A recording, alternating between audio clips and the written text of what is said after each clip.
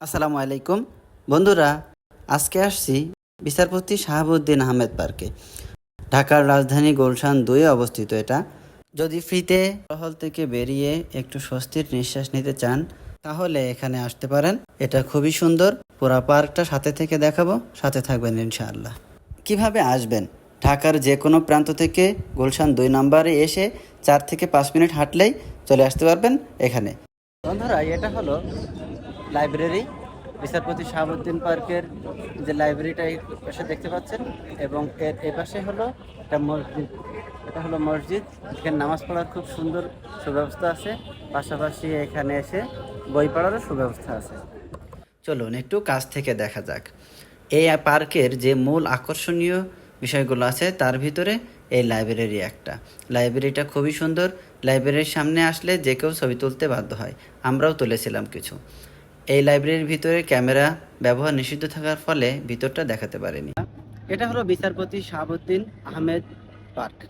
এটা 2008 সালে এটার নামকরণ করা হয়। এখানে দেখতে পাচ্ছেন যে লেকটা, শুধুমাত্র এই লেকটাই ছিল, এটার নামকরণ করা হয় শাহাবুদ্দিন আহমেদ লেক।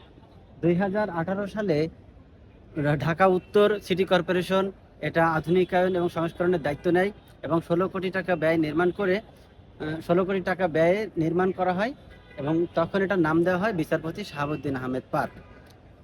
লেকের চারপাশ দিয়ে সুন্দর ব্রিজ করা আছে, যেটা এই লেকের সৌন্দর্যকে অনেক গুণ বাড়িয়ে দিয়েছে।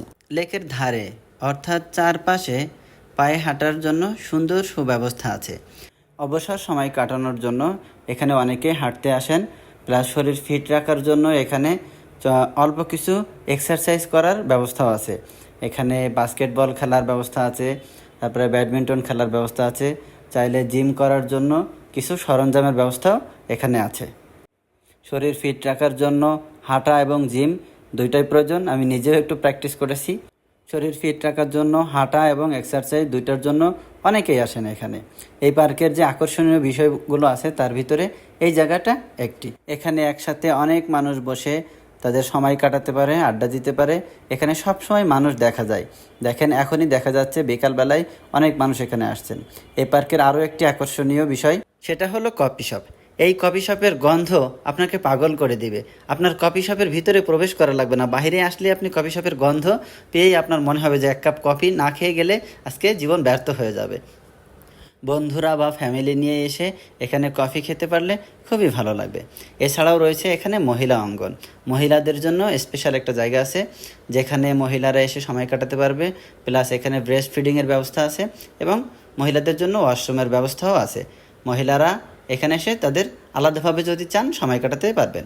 এবং এর চার ধারে যে ফুটপাথগুলো আছে খুবই সুন্দর। চারপাশে প্রকৃতি, গাছপালা, আলো বাতাস সব মিলিয়ে খুবই সুন্দর। এখানে হাঁটার জন্য অসংখ্য মানুষ আসে। দেখতেই পাচ্ছেন যে এখানে মানুষ সবসময়ই আছে। এখানে ব্যাডমিন্টন খেলার ব্যবস্থা আছে, একটু আগে দেখালাম বাস্কেটবল খেলার ব্যবস্থা আছে। সব মিলিয়ে খুবই সুন্দর লেগেছে আমার কাছে পার্কটি। অবসর সময়টা ঘরে বসে না কাটিয়ে আপনি এখানে এসে একটু সময়টা কাটাতে পারেন, হাঁটতে পারবেন, এক্সারসাইজ করতে পারবেন, প্লাস সৌন্দর্যটা উপভোগ করতে পারবেন।